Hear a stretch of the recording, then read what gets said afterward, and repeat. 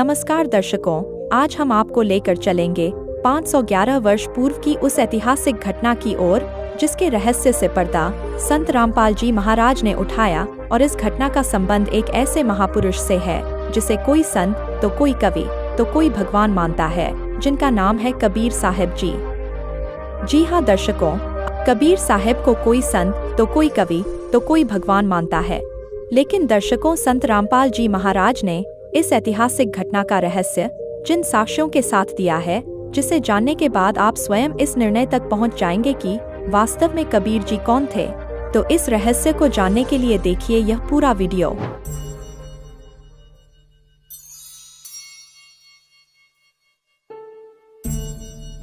कबीरा कबीरा है कबीरा कबीरा है कबीरा कबीरा है कबीरा कबीरा है कबीरा कबीरा है कबीरा।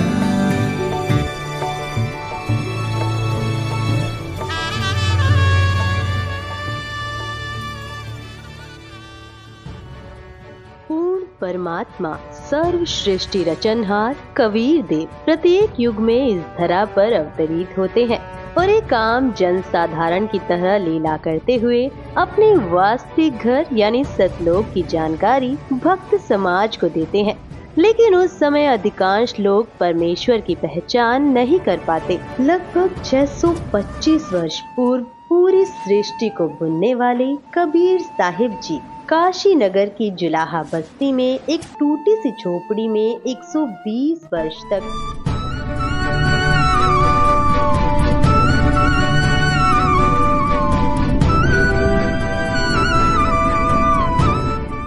कपड़ा बुनने की लीला करते हुए अपने तत्व ज्ञान और सतलोक की महिमा का गुणगान किया करते। उन्होंने समाज में फैले पाखंडवाद को समाप्त किया और भक्तों को एक सच्ची भक्ति का मार्ग दिखाया। इस भक्ति के फल स्वरूप लोगों को परमात्मा का वास्तविक लाभ मिलने लगा। इससे प्रभावित होकर उस समय के हिंदू और मुस्लिम दोनों धर्मों के 64 लाख श्रद्धालु कबीर परमेश्वर जी के शिष्य बन गए। वहीं दूसरी तरफ कबीर परमेश्वर जी को एक आम भक्त संत व गरीब जुलाहा समझ उस समय के मुल्ला काजी पंडित और ब्राह्मण कबीर साहिब जी की महिमा चारों ओर फैलते देख ईर्ष्यावश आए दिन उन पर जुल्म करने की अस्थायी कोशिश करते ही रहते थे।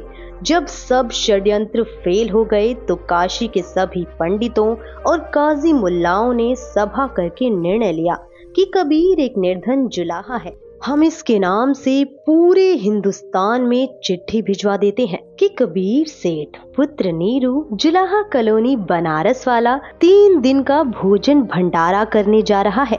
सभी अखाड़े वाले बाबा और साधु संत आमंत्रित हैं। साथ में अपने अपने शिष्यों को अवश्य लाएं। तीनों दिन प्रत्येक भोजन के पश्चात सभी साधु संत ब्राह्मण काजी मुल्ला पीर पैगंबर और ओलिया को एक दोहर एक मोहर तथा जो कोई सूखा सीधा यानी आटा मिठाई घी दाल चावल भी लेना चाहे वह भी दिया जाएगा। दोहर एक लोई होती थी जो उस समय की सबसे महंगी और उपयोगी कंबल मानी जाती थी, जिसे अमीर लोग ही ओढ़ते थे। मोहर लगभग 10 ग्राम सोने से बनी होती थी, जिसकी वर्तमान कीमत लगभग 30,000 रुपए है। उस लोहे की कीमत वर्तमान में 10,000 से कम नहीं है। सर्वसम्मति से यह निर्णय लेकर पत्र भिजवा दिए गए और दिन निश्चित कर दिए गए। निश्चित दिन को 18 लाख साधु संत ब्राह्मण मंडलेश्वर अपने अपने शिष्यों सहित पहुंच गए। सबको लालच था कि प्रत्येक भोजन के पश्चात उपरोक्त दक्षिणा मिलेगी, इसलिए अपने अपने शिष्यों को मंडलेश्वर ले आए कि अच्छा माल मिलेगा, सूखा सीधा भी लेंगे, महीनों का खाने का और कई हजार का सोना तथा लोई मिलेगी, बेचकर काम चलाएंगे। कबीर परमेश्वर ने 2 रूप में अभिनय किया। एक रूप में वह अपनी कुटिया में बैठे रहे, दूसरे रूप में अपने सतलोक से 9 लाख बैलों पर थैले रखकर पका हुआ सामान तथा सूखा सामान और दोहर मोहर भर कर ले आए। आया है बंजारा केशव आया है, काशी आया माल अपारा केशव आया है।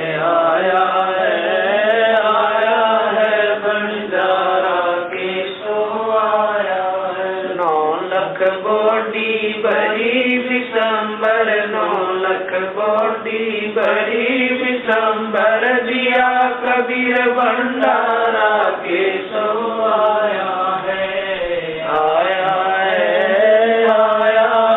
बंजारा के सो आया है धरती ऊपर तंबू तारे धरती ऊपर तंबू तारे चौपड़ के बजारा के सो आया है बंजारा के सो आया है कौन देश से बालद आई कौन देश से बालद आई ना कहीं बजाने वाला के सो आया है बंजारा के सो आया है अपरम पार पार गत तेरी अपरम पार पार गत तेरी कित उतरी जलधारा के सो आया है बंजारा के सो आया है साहूकार नहीं कोई जाके साहूकार नहीं कोई जाके काशी नगर मजारा के सो आया है बंजारा के सो आया है दास गरीब कल्प से उतरे दास गरीब कल्प से उतरे जिया पे अलग कर तारा के सो आया है बंजारा के सो आया है दास गरीब कल्प से उतरे दास गरीब कल्प से उतरे जिया पे अलग कर तारा के सो आया है बंजारा के सो आया है काशी के बाजार में टेंट लगाकर सारा सामान टेंटों में रख दिया और कुछ सेवक भी सतलोक से साथ आए थे जो सभी व्यवस्थाएं संभाल रहे थे। भंडारा शुरू कर दिया गया। 3 दिन तक चिट्ठी में लिखे अनुसार सभी दक्षिणा दी गई। उस समय भोजन भंडारे में दिल्ली का राजा सिकंदर लोधी भी आया था और उसका निजी पीर शेख तकी भी आया था। शेख तकी उपरोक्त षड्यंत्र का मुख्य सदस्य था। उसने सिकंदर लोधी को भी पत्र भिजवाया। वह चाहता था कि किसी तरह सिकंदर लोधी के दिल से कबीर जी उतर जाएं और मेरी महिमा बढ़े। उस शेख का अनुमान था कि अब की बार कबीर काशी से भाग जाएगा और भंडारे में पहुँचे साधु कबीर को गालियां दे रहे होंगे। राजा भी कबीर जी का प्रशंसक नहीं रहेगा। परंतु जब वे भंडारे के स्थान पर पहुँचे तो देखा कि लंगर चल रहा है और सभी दक्षिणा दी जा रही है। सभी साधु और अन्य व्यक्ति भोजन खाकर दक्षिणा लेकर कबीर सेठ की जय जयकार कर रहे हैं। बादशाह सिकंदर लोधी ने पता किया कि भंडारा करने वाला कहाँ है। बताया गया कि वह सामने वाले बड़े तंबू में है। राजा और शेख तकी उस तंबू में गए और पहले अपना परिचय दिया, फिर उसका परिचय पूछा। तंबू में बैठे सेठ ने परिचय बताया कि मेरा नाम केशव है, मैं बंजारा हूँ। कबीर जी मेरे मित्र हैं। उनका मेरे पास संदेश गया था कि एक छोटा सा भंडारा करना है, कुछ सामान लेकर आना। मेरा भी निमंत्रण भेजा था। राजा सिकंदर लोधी ने पूछा कि कबीर जी क्यों नहीं आए? केशव रूपधारी परमेश्वर ने कहा, मैं जो बैठा हूँ उनका नौकर हूँ, वे मालिक हैं। इच्छा होगी तब आएंगे। उनकी कृपा और आदेश से सब ठीक चल रहा है। आप भी भोजन करें। राजा ने कहा, पहले उस सुभान अल्लाह के दर्शन करूँगा, बाद में भोजन करूँगा। यह कहकर हाथी पर बैठकर राजा सिकंदर कबीर जी की कुटिया पर पहुँचे। साथ में कई अंगरक्षक भी थे। कबीर परमेश्वर जी को संत रविदास जी ने सुबह ही बता दिया था कि हे कबीर जी, आज तो विरोधियों ने बनारस छोड़कर भगाने का कार्य कर दिया है। आपके नाम से झूठे पत्र भेज रखे हैं और ऐसा ऐसा लिखा है। लगभग 18 लाख व्यक्ति साधु संत लंगर खाने पहुंच चुके हैं। कबीर जी ने कहा कि मित्र आजा, बैठ जा, दरवाजा बंद करके साकर लगा ले। आज का दिन बिताकर रात्रि मैं अपने परिवार को लेकर भाग जाऊंगा, कहीं अन्य शहर गांव में निर्वाह कर लूंगा। जब उन्हें कुछ खाने को मिलेगा ही नहीं तो चिल्लाकर गाली गलौज करके चले जाएंगे। हम साकर नहीं खोलेंगे। यदि किवाड़ तोड़ेंगे तो हाथ जोड़ लूंगा कि मेरा सामर्थ्य आपको भंडारा कराने का नहीं है। गलती से पत्र डाले गए, मारो भावे छोड़ो। दोनों संत माला लेकर भक्ति करने लगे। मुँह बोले माता पिता तथा मृतक जीवित किए हुए लड़का तथा लड़की सुबह सैर को गए थे।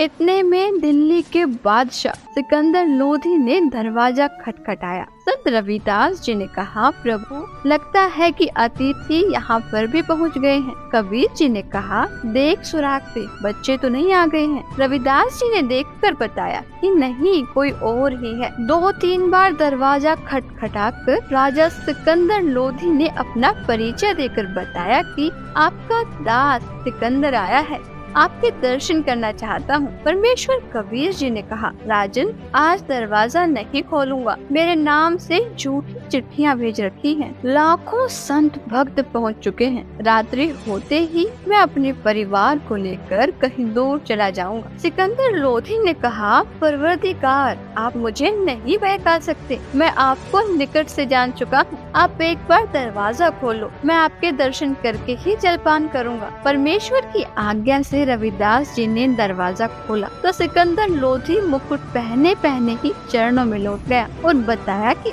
आप अपने आप को छिपा कर बैठे हो। आपने कितना सुंदर भंडारा लगा रखा है। आपका मित्र केशव आपके संदेश को पाकर सर्व सामान लेकर आया है। आपके नाम का अखंड भंडारा चल रहा है। सभी अतिथि आपके दर्शनाभिलाषी हैं। कह रहे हैं कि देखे तो कौन है कबीर सेठ जिसने ऐसे खुले हाथ से लंगर कराया है। मेरी भी प्रार्थना है कि आप एक बार भंडारे में घूमकर सबको दर्शन देकर कृतार्थ करें। तब परमेश्वर कबीर जी उठे और कुटिया से बाहर आए तो आकाश से कबीर जी पर फूलों की वर्षा होने लगी और आकाश से आकर सिर पर सुंदर मुकुट अपने आप पहना गया। तब हाथी पर बैठकर कबीर जी तथा रविदास जी व राजा चले तो सिकंदर लोधी परमेश्वर कबीर जी पर चंवर करने लगे और पीलवान से कहा कि हाथी को भंडारे के साथ लेकर चल।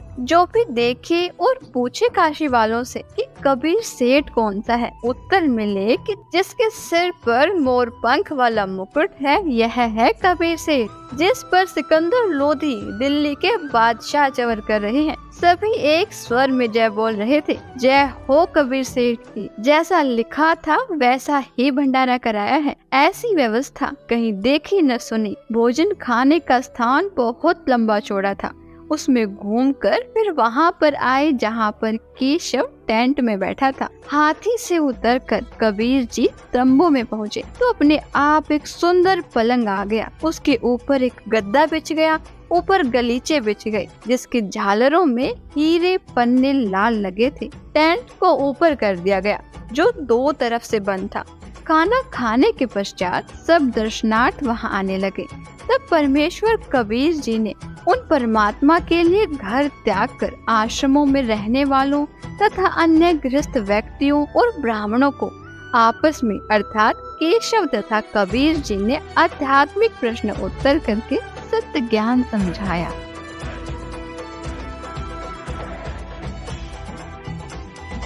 चौपड़ के बाजार फिर कर आए के सो पास, गरीबदास कुर्बान गति क्या क्या कहूँ विलास। पाट पटंबर बस गए ऊपर हीरे लाल, गरीबदास साहेब धनी लाए मुक्ता माल। केसो और कबीर का तंबू माई मिलाप, गरीबदास 8 पैर लग गोष्ठी निजगर गाप। केसो कहत कबीर से पूछत बाता बीन, गरीबदास क्यों उतरे ऐसे मुल्क मलीन। 100 योजन पर लगत है या दुनिया की गंद, गरीबदास केसो कहे आड़ चाम का फंद। सुन कबीर सुर वेद हूँ कैसो कष्ट करंत। गरीबदास गंदे मन से मेला आन भरंत। विष्टा जिनके देह में मगन फिरे दिन रात। गरीबदास कैसो कह जिन सिर यम की घात। सुन कबीर मन भावने तुम्हारी बात अगाध। गरीबदास कैसो कह तुमसे तुम ही साध। धन कबीर कुर्बान जा ऐसी रहरी तुम्हार। गरीबदास के सो कह छोड़िए गंदा संसार। नरक भरे तिस उदर है रुदर भरी सब देह। गरीबदास के सो कह या मनुष्य मुखे है। राम नाम कैसे भोर नरक नगीन शरीर। गरीबदास के सो कह विलंबे कहाँ कबीर। दम बिन दे ही सही नहीं जमी आसमान। गरीबदास के सो कह जहाँ रहन स्थान। हीरे पीले मोती जहाँ हीरे बदन सफेद। गरीबदास के सो कह सुनो देश का भेद। लाल श्याम जहाँ रतन है नहीं भौतिक आकार। गरीबदास के सो कह चल कबीर परिवार। सुन के सो अब वंदना कह कबीर संदेश। गरीबदास लोक में है हमारा परवेश। आड़ चाम की देई में दूध रतन सरवंत। गरीबदास घट पिंड में ऐसे है भगवंत। तन दूधी को पाड़ कर जय कोई देखे दूध। गरीबदास उस पिंड में आड़ चाम और गूद। हमरे ही हुनियारे है अमरा सर्जनहार। गरीबदास विधि भेद सुन कुल मुक्ति द्वार। युग 70 हम ज्ञान दिया जीवन समझा एक। गरीबदास घर घर फिरे दरे कबीरा भेख। 70 युग सेवन किए किन न बुझी बात। गरीबदास में समझात हूँ मोहे लगावे लात। कल्प कोटि युग बीतिया हम आए हर बेर। गरीबदास के सो सुनो देन भक्ति की टेर। स्वर्ग मृत्यु पाताल में हम बैठे कई बार। गरीबदास घर घर से जा मार मार के मार। हमारी जात अपूर्वी पूरब रहनी हमारे। गरीबदास कैसे जुड़े पश्चिम के कतार। हम है ठेठ पूरब के उतरे ओगट घाट। गरीबदास जी दक्षिण के यो नहीं मिलती साट। हम पूरब के पूर्वी उत्तर देश उतरंत।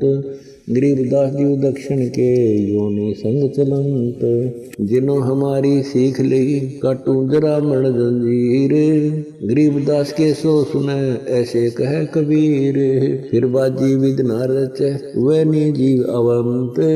गरीबदास सत्यलोक में अमर पटा पावंत। अनंत कोट बाजी जहाँ रचे सकल ब्रह्मंड। गरीबदास मैं क्या करूं काल कर जीव खंड। किलों काल निकंद हूँ जीव वंश नहीं होए। गरीबदास जुल्ला कहे शब्द न बूझे कोए। मनुष्य जीव क्या बात है पशु पक्षी परवाने। गरीबदास जुल्ला कहे करहूँ हंस अमान। मैं बंजारा आदि का यही हमारी साट। गरीबदास जी अबे करूं बोर न आवे बाट। एक गाड़ा एक जलाइए यानी मोए सुहाए। गरीबदास सतलोक में देहूं जीव पहुँचाए। सुन कबीर के शोक है जो कुछ करो सो कीन। गरीबदास मुख्तार तुम ही दीन वे दीन। सुन सतगुर तो से कहूँ तुम हो दीन दयाल। गरीबदास आदीन में तुम साहिब अब्दाल। अनंत कोटि ब्रह्मांड को तारत लगे नेवार। गरीबदास के सो कहे तुम ही दारमदार। तुम ही दारमदार हो यहाँ कल्प नहीं इंच। गरीबदास के सो कहे सब तुमरे ही परपंच। के सो चले सौदाम को 9 लाख बोली लीन। गरीबदास बंधन किया बाजत है सुरबीन। के सो और कबीर जित मिलत बेता एक। दास गरीब कबीर हरि धरते नाना भेख।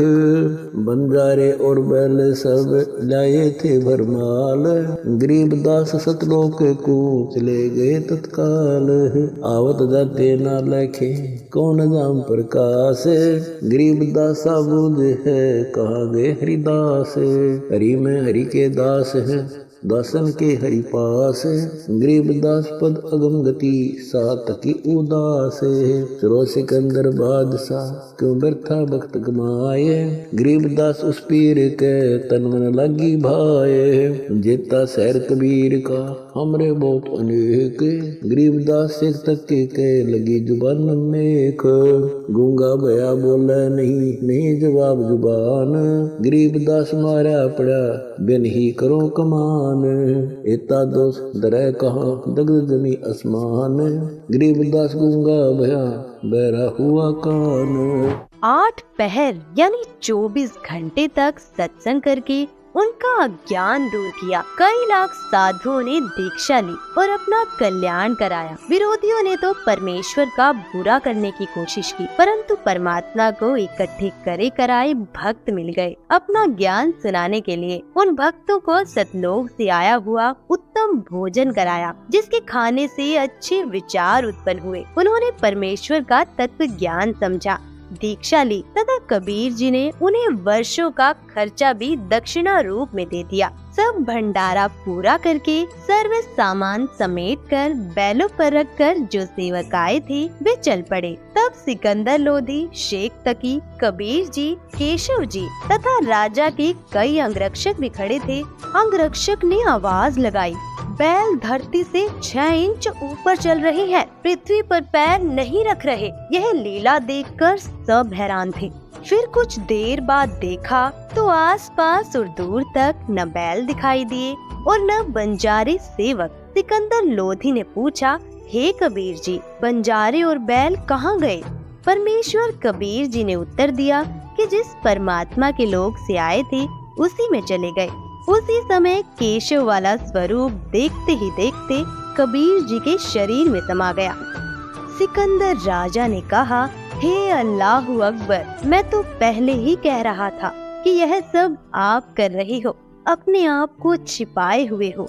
शेख तकी तो जल भुन रहा था, कहने लगा कि ऐसे भंडारे तो हम मने को कर दे, यह तो महोछा सा किया है, हम तो जग जोनार कर देते।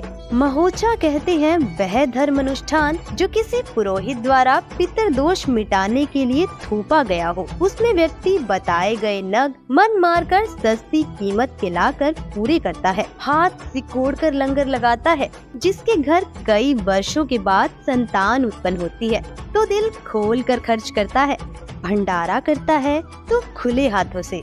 संत गरीबदास जी ने उस भंडारे के विषय में जिसकी जैसी विचारधारा थी यह बताई। गरीब कोई कहे जग जो नार करी है, कोई कहे महोछा, बड़े बड़ाई करया करें गाड़ी काटे ओछा।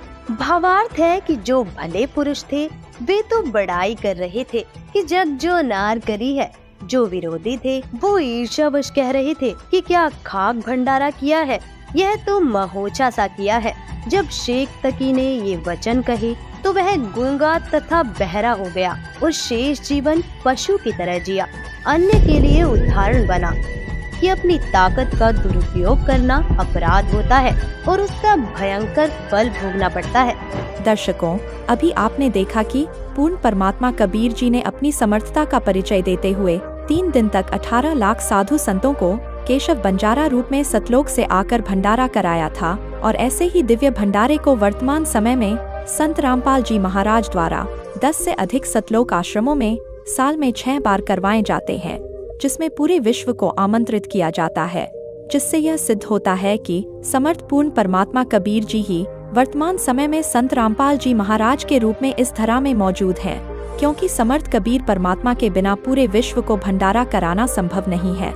दर्शकों, इस वीडियो में आपने कबीर साहिब की 18 लाख साधु संतों को दिव्य भंडारा कराने की एकमात्र लीला के विषय में जाना, लेकिन कबीर परमात्मा ने आज से लगभग 600 वर्ष पूर्व ऐसी अनेक लीलाएं की थीं। कबीर साहिब की संपूर्ण लीलाओं की विस्तृत जानकारी जानने के लिए संत रामपाल जी महाराज के मंगल प्रवचनों को प्रतिदिन देखिए संत रामपाल जी महाराज YouTube चैनल पर।